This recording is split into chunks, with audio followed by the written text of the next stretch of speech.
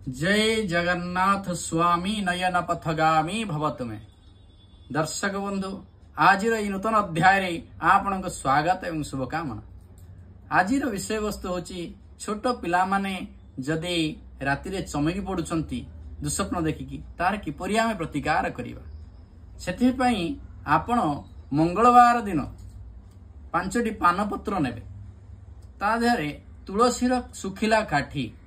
तुलसी गछर सुखिला काठी को 2 खंड नेबे नहीं पिलाटी शोथुवा स्थान रे तकिया स्थान रे बा तकिया तळे ताहा आपण रखिदेबे मंगलवार दिन राति रे एवं पिलाटी को सेहिथरे सेबे एवं ताहा सेहिथरे रहिथिबो से तुलसी काठी आउ पान एई भली भाबरे आपण 5 मंगलवार करंतु तापरे आपणको पिलार जे दोष रहुची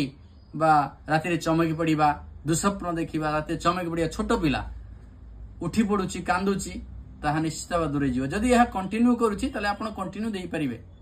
ताले आपणकर पिलार एई समस्याटी दूर होई जीव।